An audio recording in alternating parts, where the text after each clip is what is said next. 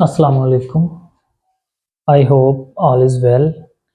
जैसा कि आप जानते हैं कि हमने जो प्रीवियस लेक्चर था उसके अंदर रिफ्लेक्सिव उसके बाद सिमेट्रिक को एग्जाम्पल के साथ समझा था। आज हम ट्रांजिटिव देखने लगे हैं। इसमें क्या होता है, देखिए आपको अगर रिफ्लेक्सिव आ गया उसके बाद सिमेट्रिक का पता चल गया तो ये बिल्कुल इजी होगा जी। तो स्टार्ट करते हैं जी हम। If X Y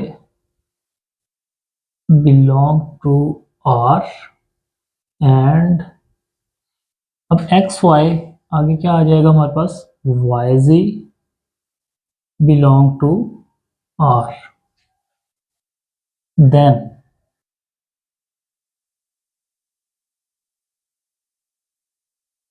to R. अब इसमें देखें बिल्कुल इजी वर्डिंग में देखा जाए तो लिखा है जी, अगर ए बी को जानता है, अगर ए जो है बी को जानता है और बी जो है वो सी को जानता है, ठीक हो गया। तो ट्रांजिटिव जो रिलेशन होता है उसमें क्या है, वो कहता है जी कि ए जो है वो भी क्या होगा, सी को जानता होगा। मीन्स कि अगर ए बी का भाई है और बी जो है वो सी का भाई है तो ए भी तो सी का भाई होगा ना। तो जी देखें, अब सबसे पहले है एक्स वाई। अगर एक सेट के अंदर जो एलिमेंट हैं वो एक्स वाई हैं हमारे पास मौजूद है, उसके बाद वाई जी मौजूद है, इसका मतलब है एक्स जी भी मौजूद होना चाहिए। फॉर एग्जाम्पल इधर लिखा हो, अगर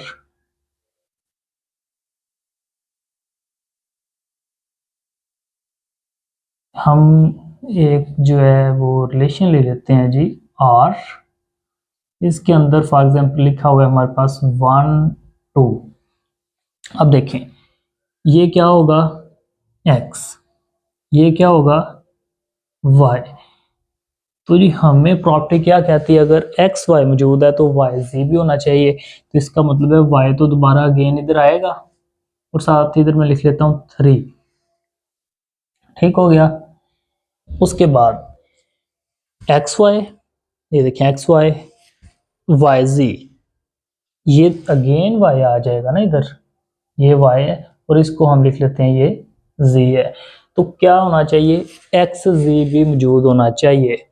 अगर तो ये इतना ही है फिर तो आपको इधर वाज़ेह पता चल रहा है, तो इधर एक्स वाई मौजूद है, वाई जी मौजूद है, लेकिन एक्स और जी मौजूद नहीं है। एक और हम रिलेशन लेते हैं, फॉर एग्जाम्पल इधर हम ले लेते हैं फिर 1 2, उसके बाद 2 3, उसके बाद ये हो गया हमारे पास x, ये y।